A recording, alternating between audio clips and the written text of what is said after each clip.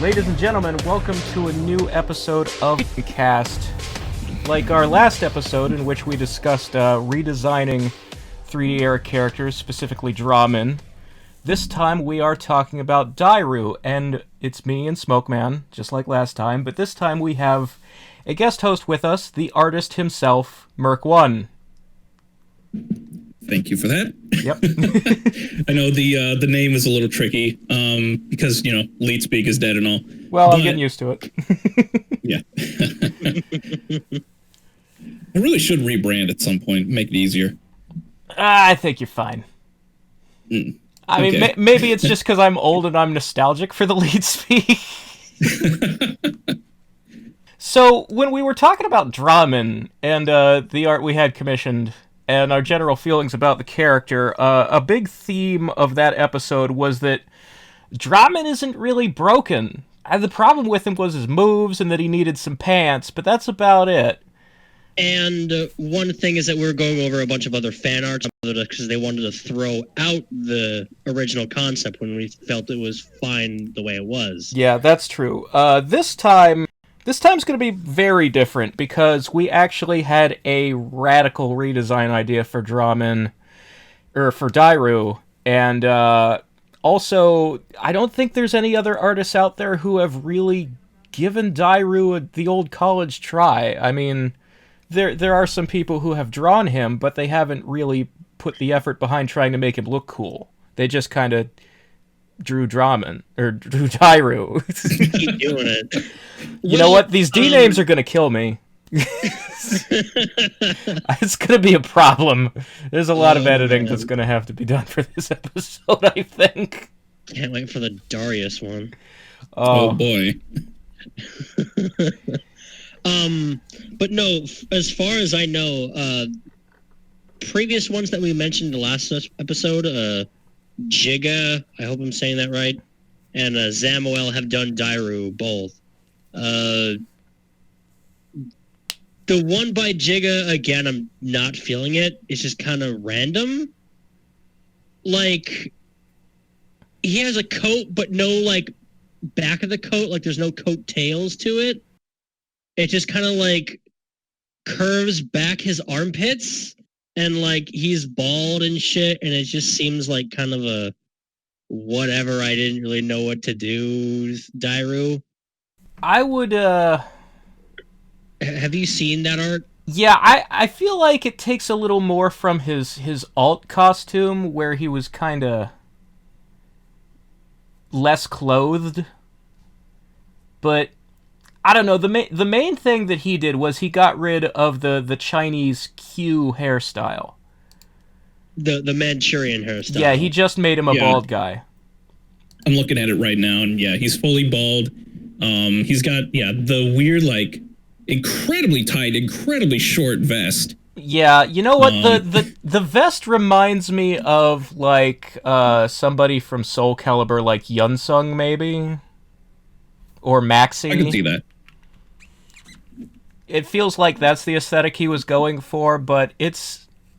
I don't know, it's very generic. Like, I wouldn't... Like, an idea is not coming across here. If I was, not familiar with this character and I was seeing him for the first time in this art, and you asked me what do you think this character does for a living, or like what his role in the story is, or what kind of person he is, I would have no answer at all for you. I would just say he looks like... How does this outfit speak to you? I would just say he looks like an angry martial artist, and that's all I got. The other one, on the other hand, by Zamuel, I feel like we almost took inspiration from it, but we never ended up doing that. Well, all Zamuel made him more armored, really. He kind of leaned more into the X-Sided Guardsman idea, I think, which we also went that direction, but we completely reimagined what a Sided Guardsman would look like. So, which I guess is our segue into talking about our Dairou design. The roots of this design really begin with sort of a radical reimagining of the realm of Sato itself, which, I guess it's not that radical because it's based on the wallpaper from the Challenge Tower in MK9, where Sato is depicted as a bunch of floating techno pyramids. And when I was thinking about what that would mean for the realm, and then I was thinking about how in Deception Conquest, Sato is basically a floating city in the sky, and it's got like all this like gardens and nature, but it's all kind of neatly arranged in like blocks and rows that are color coded, and all the roads are very geometric. I was thinking of two things. And one was that as far as like the pyramids with all the pipes sticking out of the back and like techno looking goes, I started thinking about, well, Sato is Order Realm. It's a fascist dystopia that doesn't look dystopian. Like, it looks pretty in Deception Conquest. Like, it's, there's trees and grass and the people seem to be happy except for when there's rebels rioting in the streets led by Darius. and I started thinking about I guess fascist dystopias and that crossover with the technology and the floating pyramids, and it just kind of came to me, Sato should be a cyberpunk realm. Because those are the themes of cyberpunk. It's technology crossed with this overbearing fascism that complete control of society, and the state is surveillance 24/7, and everybody's just kind of really, really restricted in what they're allowed to do. And what I was thinking also was that a realm of order. Like, one of the weird things about the Mortal Kombat universe is that except for Earth, every realm is like medieval fantasy. Like, every single one. Nobody has technology except Earth. And I was like, wait, a realm that's all about strict order and discipline would also logically be good at science, wouldn't they? Because, like, a highly ordered logical mind is a scientific mind. So they should have technology too. And then I was thinking about, well, how can you make the image of a cyberpunk realm mesh with what we saw in Deception Conquest and not just retcon it all out? And I thought of the movie Elysium, where, you have this junky world where all the poor people are shat on down on the surface, and then there's this floating city for the rich people that looks beautiful and has, grass and trees and all that kind of thing. And so that made it work for me. The idea that the place Shujinko visited was where all the rich people and the politicians live. And underneath that, it's like the Midgar slums in Final Fantasy VII. Yeah, it's like some Blade Runner shit. Yeah. So that's where we went with our redesign of Dairou, where we wanted him to... Well, I wanted him to be more armored, mainly so we could put a helmet on him, because I didn't want to get rid of the Q, because, like, looking like Jet Li in the movie Hero is kind of his thing. That he is... Bo Raicho is your Jackie Chan-based character, Johnny Cage is your Jean-Claude Van Damme, Liu Kang is Bruce Lee.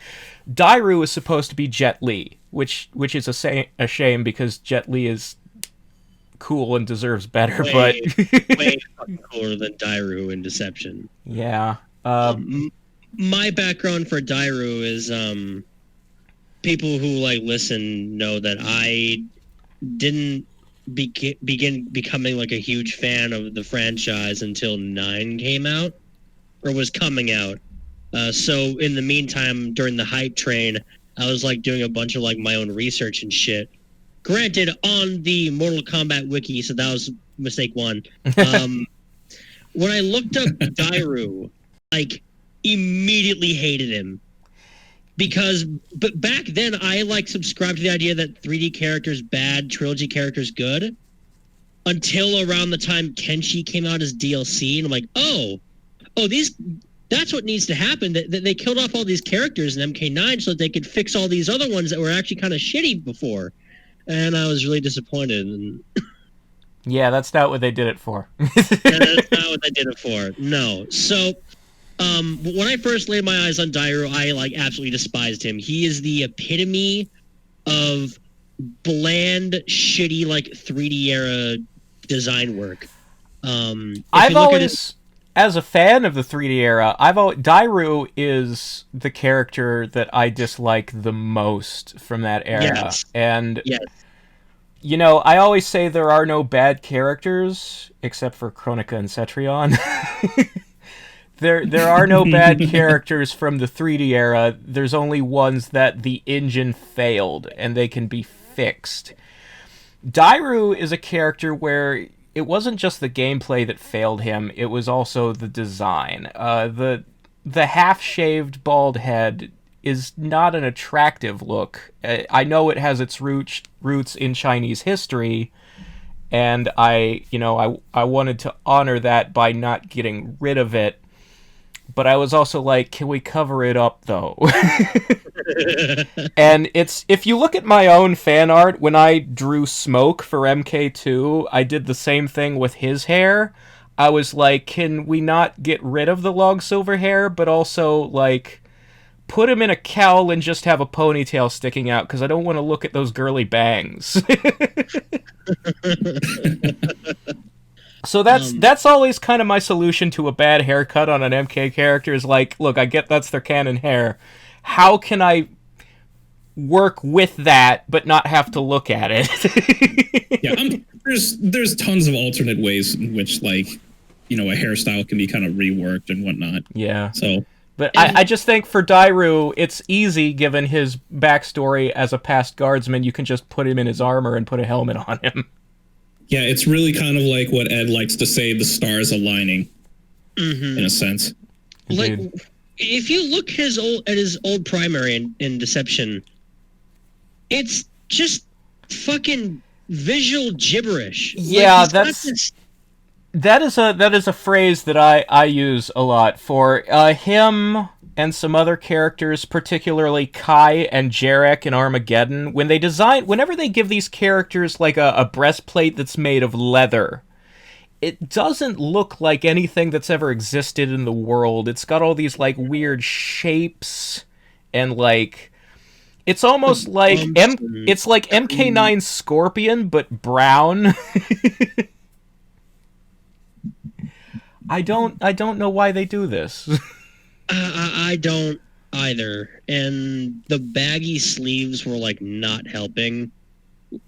They're like fucking bell bottoms for your shirt, man. Like, what the fuck? I don't hate the baggy sleeves. I think that they sort of call back to like MK1 and 2 Raiden or the coat Shang wears in MK1 to me. Like they look like a robe, I'm okay with the baggy sleeves, but we did reduce the bagginess. Yeah, we toned it down. We largely like kept even like the color scheme to the sleeves are the same. Yeah. We only really changed the pattern from a flame pattern to like sort of like a cloud pattern. Yeah, I felt that the cloud looked more like it looked more like some kind of Chinese embroidery or design. Mm-hmm. 'Cause that's sort of the image I wanted to keep of him, was definitely to have that Asian feel, because Dairou is a very, very Asian looking character, even though he's from a fantasy world and not Earth. Mm-hmm. But I mean, if you're gonna give a guy Jet Li's face, you can't really run away from it after that point. Yeah, you guys were really adamant about that. I am a big fan. But it works. It really works. I am a big fan in general of basing MK characters off martial arts movie actors. I think they should not ever lean away from that. Like, I love that Cobra is Johnny Lawrence. I want Nimbus Terrafo to be a real thing because he could be like Carl Weathers or Mr. T or some other like 80s figure. I did give my Nimbus an alt costume where he literally dresses like like Apollo Creed. So basically the general gist of the idea behind this design is that it's old Satan armor that's like long outdated Yeah. that he just kind of dredged up from his closet and just kind of like just put on as like I don't really know the word. Yeah, it's like years out of date and it's scratched up and rusty.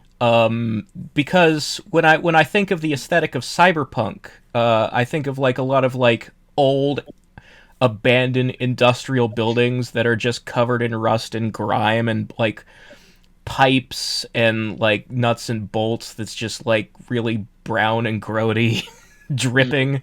Yeah, you think dirty, you think dingy, you think Yeah. neglected. Exactly. And you know, this is a guy who he was a guardsman years ago and he was literally drummed out of the service and arrested because he went too far. He killed a guy who killed his family. So this is not like armor that was, you know, he didn't turn this stuff back in and then like go to the precinct and break into a locker and get the good shit back. No, he's been hanging on to this ever since he was thrown in jail, and it hasn't been taken care of. It looks like, you know, you might find it in a dumpster. Yeah. Yeah, you guys really wanted me to beat the shit out of this thing. You really nailed like the rust look to it. Yeah, just honestly, there is this is my so first much time kind of shit. there's so much like detail you put in. I would go crazy. I could not have the patience to sit through doing all of these scratches and all these rusty textures. So what I did for this, just kind of as like artist perspective, is I kind of checked off all of the kind of hard edges where, you know, the armor would bend and whatnot, and from there I would decide whether or not I should just paint over the green parts of the armor with a gray color, and just kind of to get that chipped paint look. Yeah, I to specifically kind of blotch in some larger, smaller pits here and there to kind of give it some variation and whatnot. Yeah, when I was describing how I wanted the layers of chipped paint and then the rust over it, I referenced Boba Fett's helmet a couple of times. Oh yeah, that was helpful. I think a favorite detail of mine is if you look at a few different pieces of concept art for Dairou, you'll see that it has this certain like logo to them. I don't really know how to like describe this with my words. It's sort of there's like a yellow and black symbol. It's like circular and it's kind of. I'd say it's more. In some, it's like yellow, and in the other, it's orange. Yeah. Because one that the concept art that has like all like the faces, like the variations of what he could like be wearing, it's on his chest. But there's another one where like the logo is on both of his sleeves, and we decided to kind of take that and use it, I guess, as an old like unused Satan guard like logo, which is why he on the stomach of the armor we like had him like scratch it off as a way to like kind of rescind the past or some. Yeah, something that part he deliberately like scratched the shit out of the armor to like mark up the logo because he's not a guard anymore. And the placement on the stomach is actually like taken after real samurai armor that has like their faction logo painted in that same spot. Yeah, it's usually painted on like the stomach area. There's some samurai armor that has like stomach armor. Yeah, we referenced a lot of like samurai armors, and I was googling like cyber samurai, like other people's artwork, because I was trying to get like what should this look like, because I really wanted it to look like samurai armor but technological, and I didn't know how to go about that without like searching for a reference of stuff other people did, and I got some like album covers and some stuff on DeviantArt just at random, and I was like, "Ooh, I like this detail. I like that idea. Do the little flaps on the helmet like this and stuff like that." Mm-hmm. Speaking of the flaps also have the logo on them that are like scratched off. Yeah. I think I got them from a music video that I saw. It's basically like the CG animated thing about this cyberpunk samurai, and like one little detail is that they have like little logos on the flaps of the samurai helmet. Yeah. And then also, so I got that. you know, in-game Dairou has this weird red symbol painted on his forehead, and since we were covering his head with the helmet, I said put that on the helmet. Mm-hmm. One thing that's kind of that I've noticed is that when people see this design, people immediately think that it's Hotaru and not Dairou. Yeah. That was something that that came up a lot, specifically when I had kind of reposted this, just kind of like as a pseudo portfolio piece, just kind of putting myself out there, like, hey, this is what I did, in addition to like some other stuff that I've done in the past. And a developer had actually come by and dropped some comments, kind of talking about it and complimenting it. And Jandy, Jandy.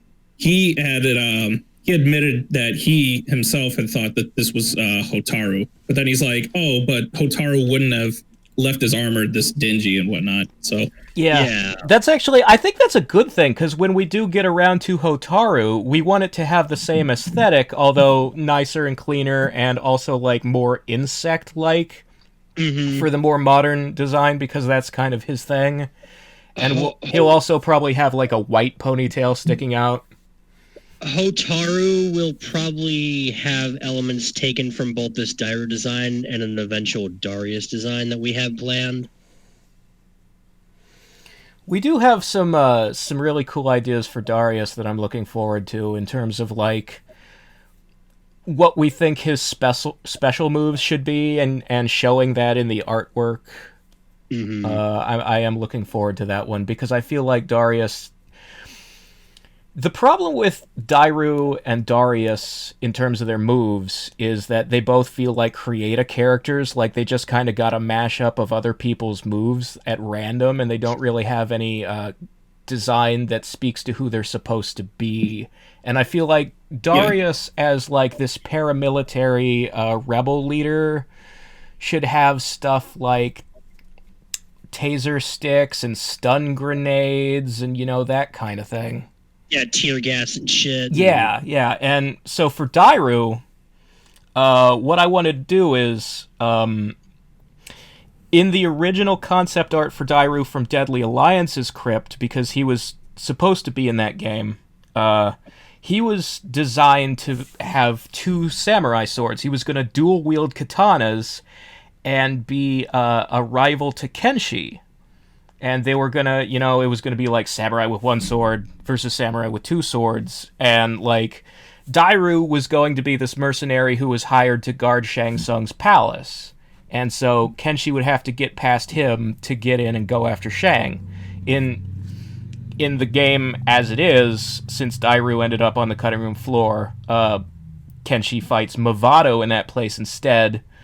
But I've always felt that it was a real missed opportunity to have the samurai versus samurai imagery. So I wanted to go back to Dairou having two swords. And since we were going cyberpunk with them, I really wanted them to be like fancy futuristic, like laser swords. And as I was coming up for what that design should look like, I mean, you don't want a lightsaber. You want it to look like a katana. So it was like regular metal sword with a laser edge, and then I want all these like circuitry designs along the metal part, and for that we referenced the weird magical technology from Zelda Breath of the Wild, because that was sort of, because I wanted it to have that sense of, yes, it's tech, but it's also like magical. Like it's kind of like uh, Asgard in the Marvel Cinematic Universe, where there's this melding of tech and magic, and they're kind of the same thing because this is the Mortal Kombat universe, and magic exists, and people know it. So you want Yeah, that. what I've always kind of imagined from well, quick little story about that. I had actually run a D&D campaign set in the Mortal Kombat universe with a couple friends of mine. Kind of fell flat, but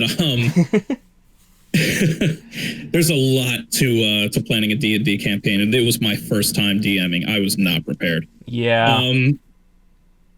But I had imagined Sato being a cyberpunk dystopia as well. So when you guys approached me with this idea, I was blown away at just how many people actually kind of had come to the same conclusions about the pyramids and the way that the city had kind of looked and whatnot.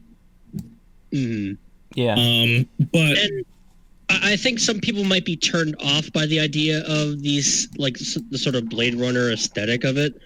But in my opinion, I think it works because we always talk about how Mortal Kombat needs to stick to like Asian roots.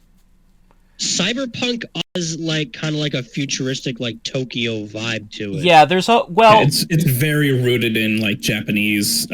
Yeah, that goes back to like where pop culture was in the 80s, where Japan was just sort of coming into its own as a technology giant. Like they were all the computers and the VCRs and all the fancy home entertainment stuff, Sony and Panasonic, like all that stuff was coming out of Japan, and they were like the leaders in anything with a microchip. And so everybody sort of predicted that in the future, Japan would be sort of melded with America as that was like what the future would look like. I mean, now we figure it's going to be Chinese because the economy is going that way, but...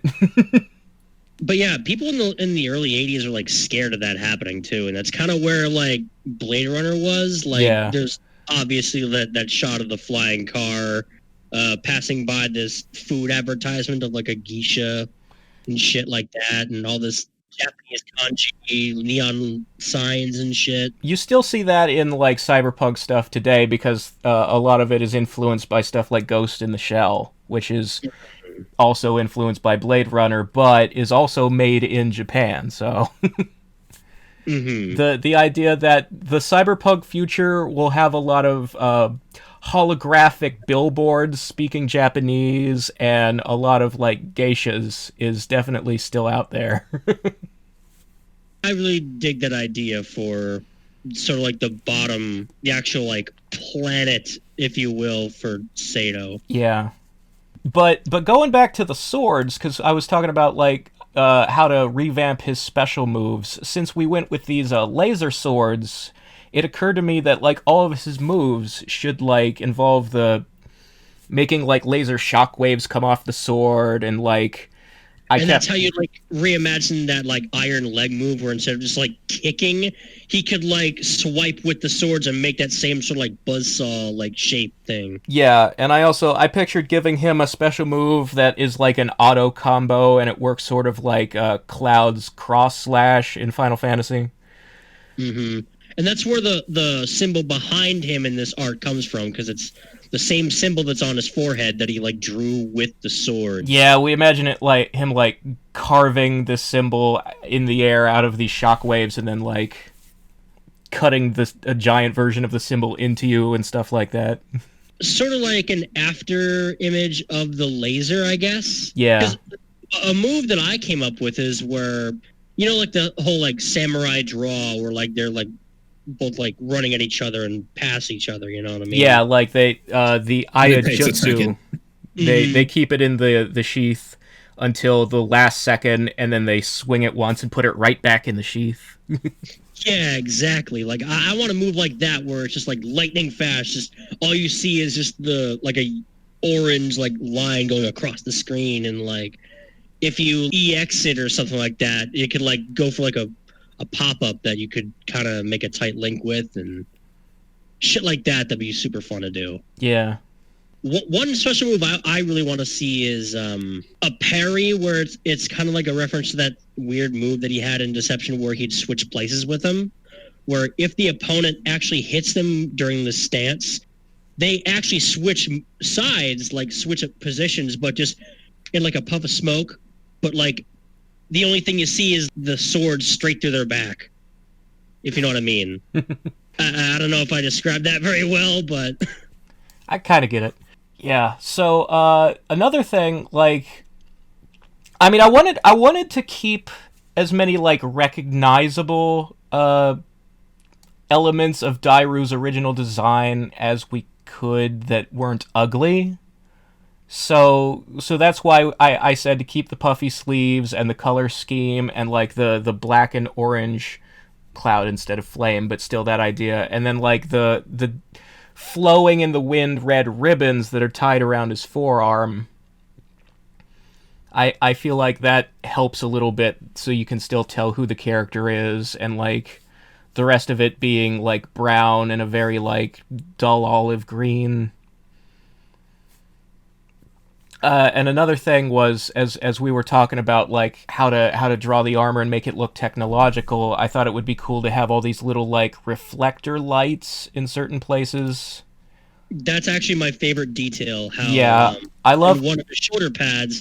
It actually has a hologram of his district, the gold district. Yeah, it's like his police badge number is projected out from his shoulder pad, and it says, like, because I was thinking of going back to Conquest, the city that Shujinko visits is divided into 4 districts, and it's like red, gold, blue, green. So I was thinking, like, okay, well, which district did he come from? And I just kind of picked gold at random, and then for his badge number, that's actually 1092 is the month and year Mortal Kombat 1 came out. It's my favorite detail about this thing. Yeah. Like that's such a nice little Easter egg. Yeah, but I just like... I'm glad you guys appreciate it, because doing that was kind of a pain in the ass. Yeah, I wondered if you'd be able to pull it off, because I wanted the hologram to look kind of like, to have that like stand down at, like, you know, you look at the hologram of the Emperor in Star Wars, and there's like these little fuzzy... It's got like the VCR yeah. kind of look to it, where it's like very it got a lot of visual noise. Yeah. I also like the reflectors that aren't lit up. I like how those turned out, how you managed to make it come across in the art. I think you did a good job there. Because it does. Yeah, it does. I took it a looks lot of like inspiration from like bike reflectors. Yeah, that's what I was thinking. The tail end of a. I was thinking about like bike reflectors or like tail lights on a car. I think that turned out good. Is there anything else specifically about the design you guys want to talk about or point out? One thing I know that he has like this brown undervest that we kind of hoped would be like kind of like a reference to the original like vest he had. Yeah. One little thing that I wanted to share was that when Smoke Man approached me about this, and by proxy Razor as well,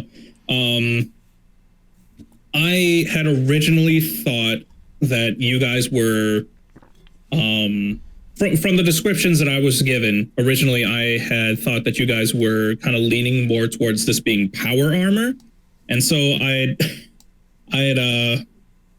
kind of drew up a couple of different drafts of it, and I couldn't really figure out a good way to portray it looking kind of bulkier without kind of, I don't know, how do I say it, losing the identity of what it is you guys were trying to get. So I think this was a much better way of doing things. Yeah. I wouldn't. It's still very much like plate armor. Yeah. With like some electronics put into it. Yeah, that's definitely like how I wanted it to come out looking, because I wasn't picturing like an Iron Man suit. I think if you want like a bulky robot armor, we've already got that from the Cyber Ninjas. Right. And if these guys, like, I feel that if a character gets too bulky, I can't picture them doing martial arts. Mm. So, I mean, this is sort of... I think that there will be, like, more plates on Hotaru. He won't, like, have necessarily a visible pair of pants, as opposed to, like, it'll, like, cover his whole thigh and stuff like that. But I definitely still want him to come out looking, flexible enough that he can do, like a flying kick. Because I imagine that the way that... If these suits of armor are powered in any way, it's more like maybe they project a protective force field as opposed to, like, granting them pneumatic super strength or something like that. Like, I don't Right. necessarily think Hotaru is going to have shoulder cannons or tank missiles come out of his wrist. Yeah, that, but yeah, like, the I mean, I think that this piece of art, of the 4 that we've commissioned, is my favorite so far, because this is the one that most demonstrates how far you can go in redesigning a character and still make them the same character. mm-hmm. As far as like the art goes, you knocked out of the fucking park, dude. Like this. Thank is you very my much. Yeah, favorite. I'm exhausted when I look at how much detail is in here, because I imagine as an artist how long it would take. Oh, it was very exhausting to do. The absolute worst aspect of it, just to kind of jump back into the artist perspective here. The worst aspect of it was the amount of straight lines I had to draw for this. It was nuts. A lot of people would know that I use a Wacom tablet, and of course they come with their own pens. The pens have like 2 little shortcut buttons on the back of them, and so I map Control Z undo to one of them, and there was a lot of Control Z on this fucking drawing, trying to get those lines as straight as I possibly could. Yeah, but I think it came out really well. As someone who also draws on a tablet and has been doing digital art for a long time, I know how hard that can be. And there are definitely a lot of, like, geometric and angular lines and shapes in the seams of the armor and stuff like that. I mean, the thing that... How long did it actually take to do all the layers of texturing for the rust and the chipped paint? Oh, dude. Okay, so to be honest, the rust was easy. The rust was very, very easy, because all I did was I grabbed an airbrush, like a speckled airbrush texture, and just kind of went nuts with it around the areas that you specified were like logically the most exposed to like water and whatnot, which were like the boots, the bottom of like the tasset, and the gloves, and maybe like the back of the helmet. But as far as like the paint chips, that part was a little bit more challenging, because I had explained this earlier. I had I had just kind of gone through and looked around at all the hard edges and kind of picked and chose rather where I wanted to like randomly assign like different areas where the paint was just kind of falling off and whatnot. And on top of that, I had to go in and decide where I wanted like scratches to be added. So like say the belly area where he scratched off the logo and whatnot, I had to do that. And in order to give it a little bit of depth, I had to do it twice. And I also added a shadow layer. So what you can do is or what I do rather, is I put a layer of like purple and just kind of add that into the areas where like light isn't hitting shadowed areas. And I turn that layer, I believe, into, I don't think it's overlay. I think it might be linear burn for the layer effects, and that in turn kind of added a whole lot of depth, especially in the scratches and dents. If you see again in the kind of belly area, there's a lot of like rounder dents where I would assume like maybe bullet holes would be, or like Yeah, that's what I was thinking. bullet Like impact areas. it reminds me a lot, especially in the stomach area, of when I was referencing like the dents in Boba Fett's helmet and stuff. And I was thinking like a bullet pinged off him at some point. Yeah, this guy's seen some action, definitely. I think that's pretty much it as far as like the smaller details are concerned. But yeah, it turned out great, and I hope, because I know the level of detail and the sharpness and resolution is not going to come across in our usually a little bit blurry YouTube thumbnails. So we'll definitely have a link to the art in the video description. So make sure that if you're listening to this, that you click on that link and you get to actually like zoom in all the way and see just how crazy the amount of detail on this piece is. It's such a huge file. It's such a huge file. I've been putting these bitches. Yeah, I've been putting these bitches in fucking 600p. Mostly because I don't know how resolution works. So I figure like the higher the resolution, the better the quality is, and that very much holds true. But I think ultimately I might dial it back a little bit next time. I've heard of, like, usually I think the standard is to work at 300 DPI. Yeah. Yeah. Well, when I tried to post this for the first time on Discord, it wouldn't let me, so I had to get Snake Eyes. Yeah, the file was too big for Discord. Yeah. I had to get Snake Eyes, who gives Discord money so that he could post it, because he can post big file sizes. Oh my god. You know what? When I put together the video, I'm gonna include, I think, the sample, like the really janky, simplistic reference images that I doodled so that you could follow. Because I've got like my own crappy version of what I wanted the sword to look like and the helmet. Oh, I remember the sword. It was very helpful though. Honestly, I was not really sure where to take the sword as far as like direction was concerned. So that was. I forgot this, good. but when we were coming up with what we wanted the helmet to look like, we had also looked at the concept art from Deadly Alliance, because there's that one piece in there that shows like Dairou with 6 different possible hairstyles, and one of them is a samurai style helmet, and that's kind of that's the one we sort of glommed onto. Because that one's kind of the best one. Yeah. It's theirs is kind of interesting because it's got like the samurai flaps on the back are almost like a bat wing pattern, and he's got like an emblem on his forehead that almost looks like a Canadian maple leaf. But yeah, I think that about covers it. Yeah. Anything else you guys want to add at all? This piece is amazing, and I really can't wait for the next one.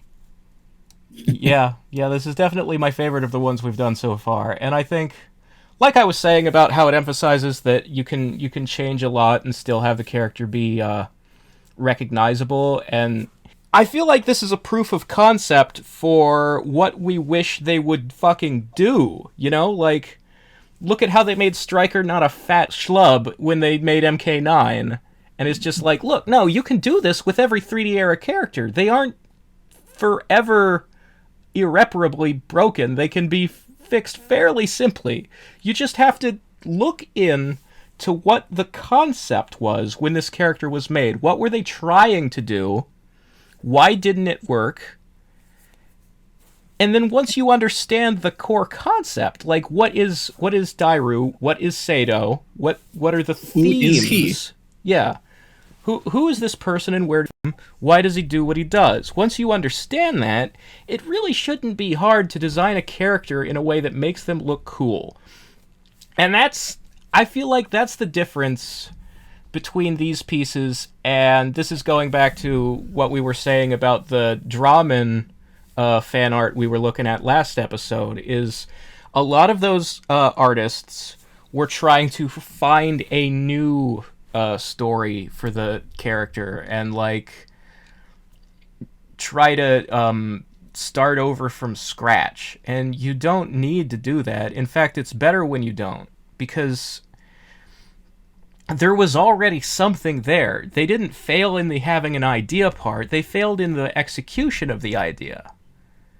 So And I think not only that, but a lot of I would say the technology of the time also probably limited them in terms of like how they made their models and that's true. just Like how things looked. I mean, if you had a character concept where it's like, I want a really lithe, agile guy who has a very like gymnastic fighting style, like the intention for Kai when they were making MK4 was basically Eddie Gordo. They wanted a capoeira guy. And I don't know that they necessarily had the words for that they knew that's what they were going for, because Tekken was still pretty fresh at the time, and I don't know if Eddie had really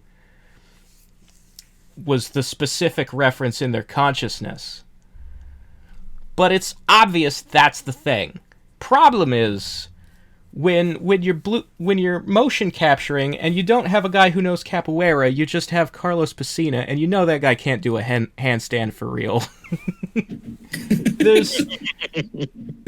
The man clearly knows a lot of martial arts, but what I promise you he doesn't know is how to break dance. And then you make these models, and they look like they're all 250 pounds. You know, you're not getting your skinny guy who can do these standing on his head spin kicks. You're not going to make that guy. So the answer to that is maybe just sit on the idea of having a Kai. Wait for the right time. Don't do him until you can do him. Mm-hmm. But what you don't do is you don't do Kai anyway and then make him not that. Like, don't change your idea. It was a good idea. Just wait till you can do it. And in Dairu's case, the idea of like having a character who's based on Jet Li movies, that's a good one. The idea of having Sato and Chaos Realm, theoretically good ones. And then the idea of his backstory of like, okay, well, we're introducing these guardsmen and how, like, fascist enforcers of the dystopia, and then we're also setting up that there's this rebellion fighting against them, and then we want to have this this guy caught in the middle, this mercenary who used to be on one side and now is on the other. You know, there's some stuff there. Although, I have pointed out several times on the Discord that Dairu's base backstory is literally the exact same as Scorpion, minus all the magic. Like, Hanzo Hazashi, his family died. He went to hell. He's been trying to avenge himself, and then he is working for the guy who, he doesn't know it, is secretly responsible for the murder of his family. Dairou, his family was murdered. He avenged himself. He went to jail instead of hell. And now he works for the guy who, he doesn't know it, was secretly behind the murder of his family. It's the same fucking story, except less fantastical and more boring. So maybe there's a way you can polish that up some. And I think, and again, sometimes a character is only as good as their arch nemesis, which is why I really, really wanted that original Deadly Alliance idea of him being the obstacle Kenshi has to face, and the one katana versus two katanas. Because I think Kenshi has a problem in that he will never be allowed to kill Shang Tsung. Oh yeah, never in his life. The first half of his story always revolves around Shang stole the souls of my ancestors, I need to get them back. He will never, ever, ever get to be the one who cuts the souls out of Shang. Shang will always die to someone else, and then those souls will be set free and returned to the sword, and then Kenshi has to find a new story. And that new story is usually something special forces. Yeah. Sometimes something red dragons.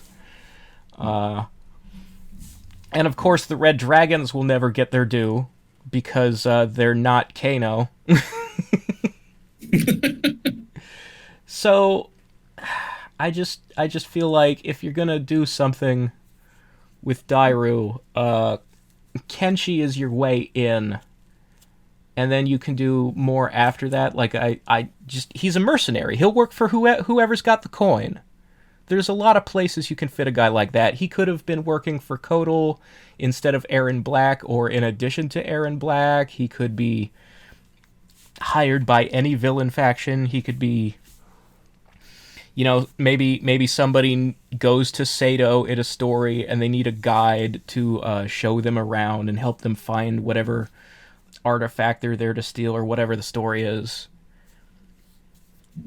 That's actually kind of how I imagine your idea of putting Stryker in Sato for your idea of redoing Deception. Yeah, that's something that I don't know if I've ever really got into on the show, but in my own fan fiction, I wanted to increase the roster of Deception when I get to the retelling of it, and I always felt like instead of the characters who are in Unchained, instead of, Khan and Goro and Jax and Frost, I feel like there's a different set of characters who would make more sense appearing in the game, and one of them is Stryker because of Cabal's story in that game, because first of all, his sort of first appearance in the plot, he's setting Cobra free. Cobra's been arrested by some New York cops,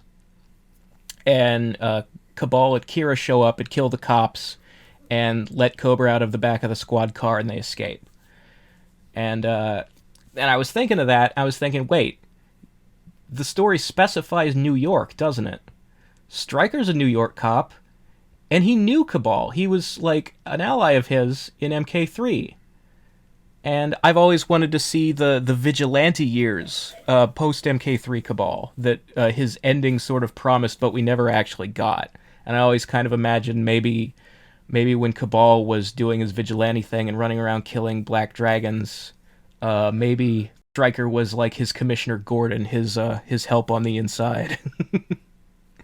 So once Cabal has his big heel turn in Deception, I feel like Stryker would be personally offended and would, head out to seek answers. And I'm also reminded of, like, when you're looking at the main menu, they had those Easter eggs where there's, like, lightning flashing in the clouds and there's words, and sometimes it says Stryker and sometimes it says Fujin. I feel like Stryker and Fujin should be in Deception then. I feel like if Deception came out now and we had Twitter, Fujin and Stryker would be the equivalent of the Melina, where, look, you can't tease this and then not deliver. I'm gonna demand it until you fucking bend to my will. They definitely would have fit the narrative. Yeah, absolutely. With Dark Raiden running around. With in Deadly Alliance, in Deadly Alliance, Fujin is just sitting at home on Earth because Raiden is like, you guard Earth, I'm gonna take our boys into Outworld and I'm gonna do something about this. And then he tends to do that. Yeah, but then Raiden didn't come home. Fujin's just sitting around waiting. Eventually he's gonna go, I better find out what happened. I better go look for him. There's your in. Fujin in Deception. It's not that hard. Does this Armageddon bio... I know we're kind of breaking off onto a tangent here, but I'm actually genuinely curious. Does this Armageddon bio kind of say anything about that? No. It's Fujin's Armageddon bio is weird in that it basically just says, I know what happened to Dark Raiden. I know that he's evil now and we've got to stop him. Me and Kung Lao are going to do something about it. And it doesn't say how he found out. That always bothered me. And I talk about that in our episode about how I would do a sequel to Armageddon. I say that I would retcon that. Like, Fujin would know that Raiden has mysteriously returned from the grave, but he wouldn't know that he's evil. He wouldn't already be sure that Raiden is the one who created zombie Liu Kang. Like, show me the fucking detective work. Put that on screen. Yeah. But to bring it back to Dairou, with your story idea, he'd like actually venture off into the other realms himself. Yeah. And somehow end up in Sato, and then like Dairou would like show him the ropes of what it's like there, and eventually bring him to Darius and shit. Yeah, because I think Stryker would somehow find out that Cabal is working with Havoc, so he'd be searching for help from Havoc's enemies, which is Hotaru and the Sidons. And he'd probably, like... Because there's that little, like, not necessarily canon cameo of NPC Stryker. He happens to be in Sato, and he's like, I'm here to get training from the Satan Guard. I would actually, like, work that in. Because... And then eventually he That's does... what I might be thinking of. Because I've got so much of the original timeline's canon just fucking purged from my brain because of the new timeline. I've been working at trying to fix that. But I could have sworn that Stryker's Armageddon bio had mentioned something about Sato, but no, I could be 100% wrong on that. Stryker didn't get an Armageddon bio, but he was like NPC Stryker in Deception shows up in Sato, and it's like just this little cameo is like, I'm here to learn how to be a better cop from the best cops in the universe. And I wanted to, like, give it a little more character and be like, I'm here because, like, my former friend Cabal is working with these fucking asshole criminals, and I want to figure out what's going on. And then eventually he'll do some normal shit, and they'll lock him up. Yeah, I feel like the way that turns out for Stryker is like, look, you guys are great cops, but you're a little too extreme for me, so I'm going to drop out of the training and I'm going to go back and figure out things on my own. Thanks for the help. Because again, the Satan Guards are the enforcers of a fascist dystopia. They are not good guys. So you want Stryker to kind of figure that out in the end? You want this to be like a waypoint on his journey and not the final destination? But, I mean, that could also kind of explain where he got that goofy X-Men costume from. Super SWAT. Yeah. Any more thoughts on Dairou? On our version of Dairou?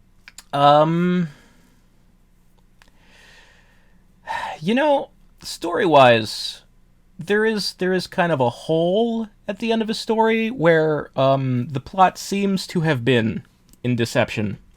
Hotaru was in Outworld, and he's been there ever since Shujinko gave him control of the walled city of Leichen.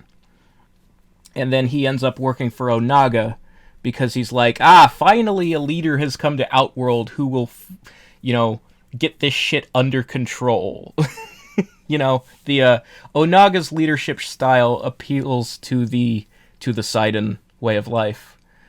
So Hotaru ends up working for Onaga, and his mission under Onaga is Onaga finds out that Sub-Zero has killed an entire camp of Tarkatans with his fancy magic cryomancer armor, and is like, sends him out like a bounty hunter. I need you to take this guy down because he's killing my troops. He's a threat to the regime. So Hotaru is hunting Sub-Zero, and meanwhile, Darius has hired Dairou to also take out Hotaru because Hotaru is the leader of the Satan Guard, so his death will be a big help to the resistance. So Dairou ventures into Outworld to take out a contract killing and get paid. And then also Sub-Zero is traveling with Kenshi. So you have this one arcade ending where Hotaru is sneaking up on Sub-Zero, and he like blinds him with a flash of light with his fucking lava powers. But Kenshi is blind and it doesn't affect him, so he takes out Hotaru. That ending doesn't happen. And then you have another ending where before Hotaru can get to Sub-Zero, Dairou takes him out. And that ending apparently doesn't happen. Because they're all still alive in Armageddon, all these people. But so at this point, Dairou is just kind of doing fuck all. yeah, so it's a big question, like, what are Darius and Dairou and Hotaru actually doing?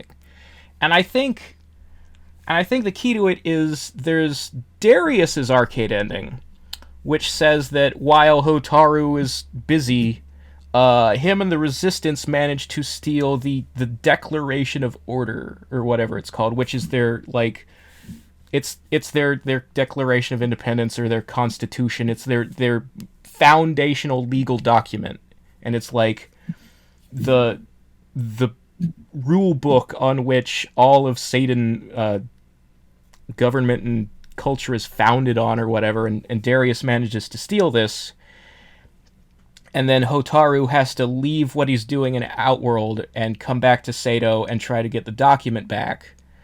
So I think it's like he was in the middle of hunting Sub-Zero and he got called away because the document was stolen. And that's why nobody's dead in Armageddon, I guess. So I don't know how you sort of make that smooth and neat and give Darius and Dairou and Hotaru something to actually do in Armageddon. So that's still something that I think needs to be sort of smoothed out, or I would probably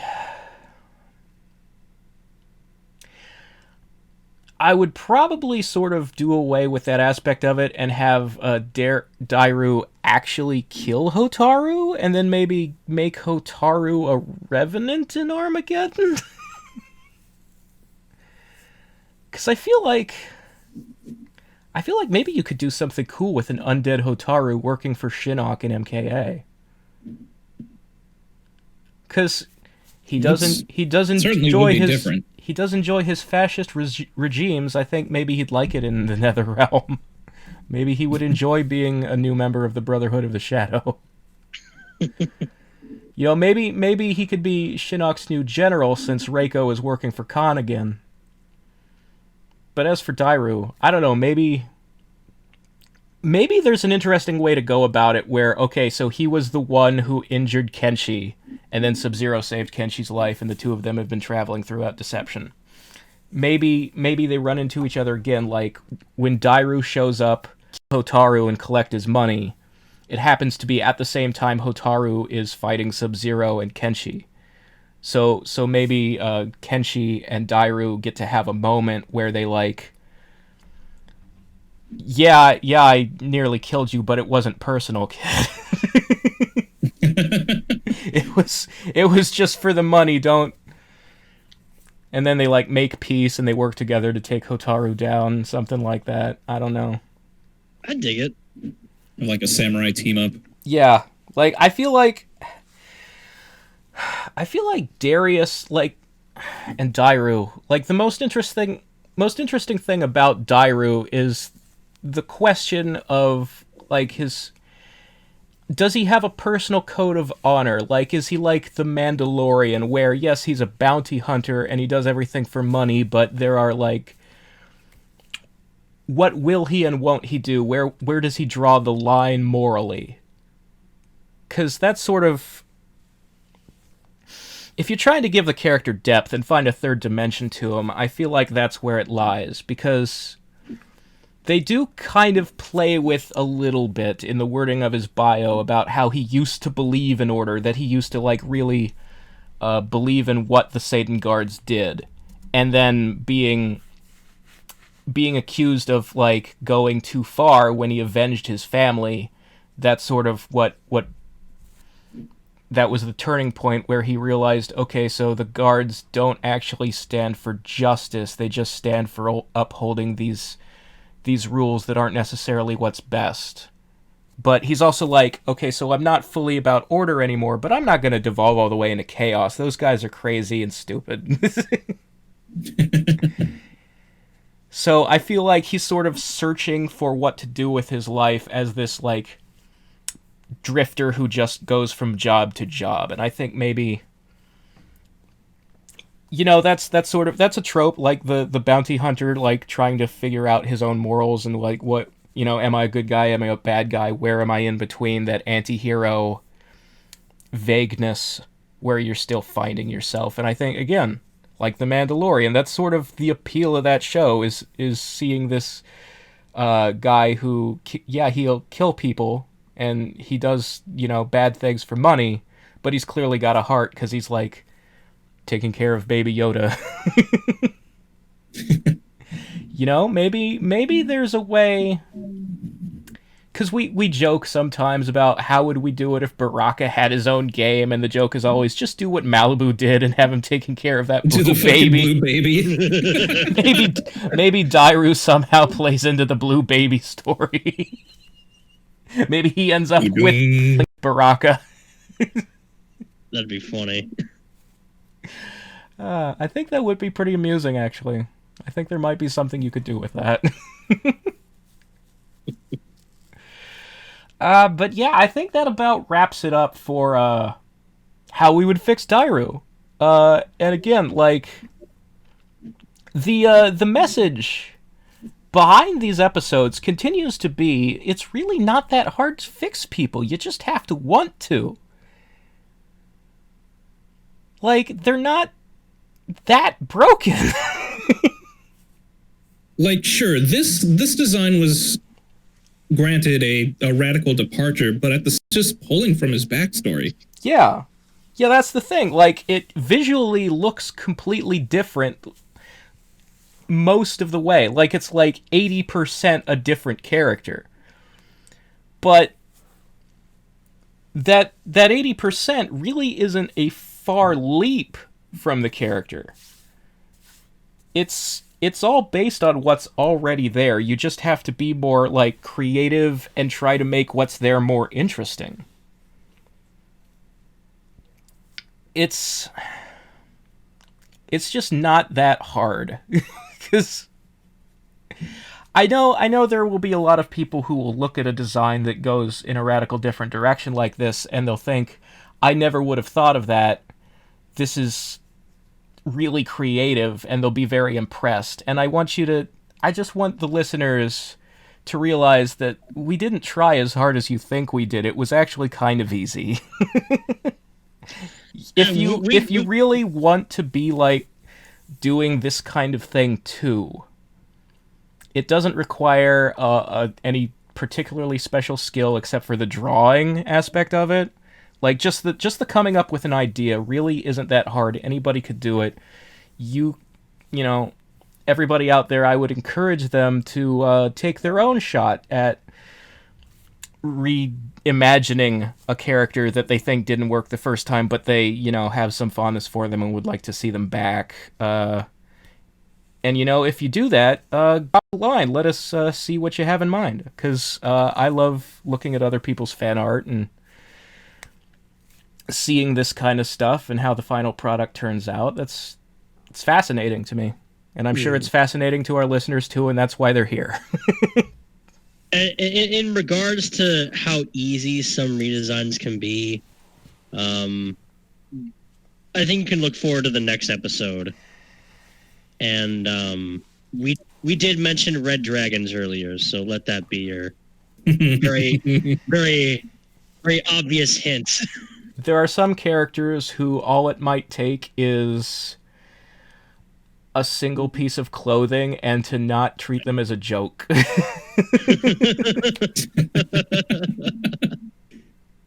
Because again, a lot of the 3D era characters, I will maintain up and down, their design wasn't the problem. The engine was the problem. And that engine also failed like Raiden and Jax and Sonya. But we don't go, let's not have Jax in any more games. We don't go, let's never bring Jax back. Well, some people do, but whatever. We don't go. Let's never bring Raiden back. Raiden is ruined forever. We go. Okay, well, the 3D era had bad moves. Let's go back to when they had good moves. So most of these characters, the fixing isn't in their costume; it's in their moveset, and it's not that hard. Cause look, all I did with Dairou is okay, well, the Iron Leg and the Tombstone drop, and then the what's that move called where he teleports and he switches places with you? I don't fucking remember. Dodging shadows or something like that? I'm on MK Warehouse right now. Stealthy Shadows. Stealthy Shadows, okay. So, those three moves don't really go together to form a coherent theme. Like, you look at Sub-Zero, oh, Ice Guy. All of his moves are ice moves. Even his slide is he's making the floor slippery with ice. You look at Reptile, okay, well, he spits acid, and he makes this bubble of slime with his hands, and he turns invisible because he's like a chameleon guy, and then he does a slide too because of the slime. He just makes the floor slippery, his feet are slippery. There's a theme, there's a consistent theme, with Kitana. Every move is she makes wind with her fans, and even the moves where she didn't used to, in the new era, not to sound like Chronica, in the current generation of fighting games, like they replaced the Square Wave Punch with now she jumps and she makes a gust with slam herself into you. She's not stealing Sonya's move. Well, she does it with her butt, so she's stealing Princess Peach's move. But the important thing is it fits the theme. Everything is about making the wind by, blowing air with her fans. The characters that have good moves have a theme. So when you're redesigning a character, just find a theme.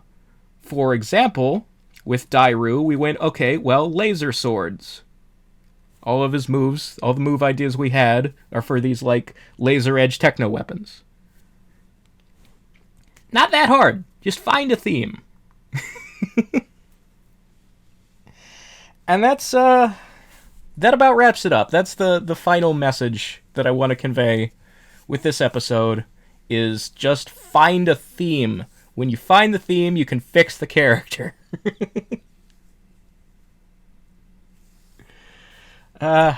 Any final words you guys want to share? No, I think you pretty much hit the nail on the head as far as redesigning the characters are concerned. It's not that hard. I'll reiterate what I had said before, but I kind of came to my own conclusion about Sato being the cyberpunk dystopia well before you guys even approached me for this commission. So I think I think there are things laid out there that people can use to kind of support new and fresh ideas while also kind of adhering to the roots of not only the worlds but the characters themselves. It's not like things are coming out of nowhere. Yeah, no, we didn't just invent this cyberpunk idea out of thin air because we were like, you know what, Mortal Kombat doesn't have cyberpunk, let's just throw it in. It came from a picture that exists in an MK game. The idea was already there, we're just growing it. No, I will say that there are some characters that it is very hard to actually fix. There is one character that I can think of in the 3D era who we have talked about at length and still don't really know how to fix, and that's Movado. I don't know what Movado's theme, other than, he has fucking grappling hooks. Grappling hooks isn't a personality, though. The thing that they keep... The thing that they keep reiterating over and over again throughout the 3D era, interviews, was Conquistador. Yeah, the only thing that I see is his alternate costume when I think of that. The only thing I can think of is make him more Spanish. That's all we've got, and I'm not quite sure yet how to create a full character out of that. that's still something that we're sort of exploring, but it's hard. Like, that is the one guy who's just such a nothing. And I don't, he has these weirdly devoted fans on Twitter, and as far as I can tell, if you ask them, Mavado's theme is he's handsome, he is the sexy man.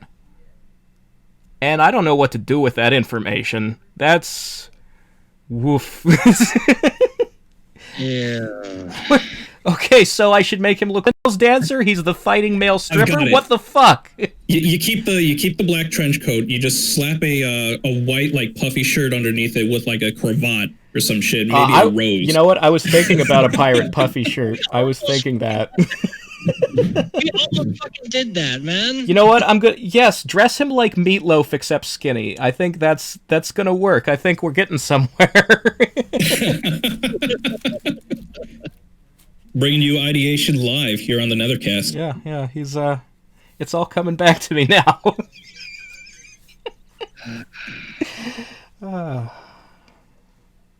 But I think that just about wraps it up for this 2.5 hour long episode. Actually, we're about 1:15, and it'll be less than that when we cut it down. Yeah. But, okay. It was great having you on, Merc. Do you intend to join us for the next couple characters? Because I do. Because you drew them. No, so long as that's like, so long as that's not like unfair to other patrons. I don't want to like overstep my bounds or anything. I think we're still gonna do our usual voters' choice on top of this. This is like a bonus series. Yeah. The thing is, you kind of deserve to be on these since you're a contributor to these drawings and ideas and shit. Yeah. And you already also used up the be on an episode tier with the last actual Nethercast episode. Yeah, you're not true. You're not guesting on these as a donator. You're guesting on them as a normal guest host because you drew the fucking pictures. That's fair. So yeah, I guess that's it for tonight. Thanks for coming on. Looking forward to the next one. And I hope we can get these Patronkasts out faster. I know we say that every time with The Lost, and we don't follow through. But there is money at stake in this one, so... Things were rough, as I'm pretty sure most people know. Yeah, you in particular had some issues over the past month or two that were problems with your living situation and some technological issues. That's why you have a new PC. Yeah, these should be coming out a lot faster now. I'm looking forward to what we have planned in the future. I hope our listeners are too. So thanks for listening, everybody, and we'll see you later, nerds. See you. Bye. Take care.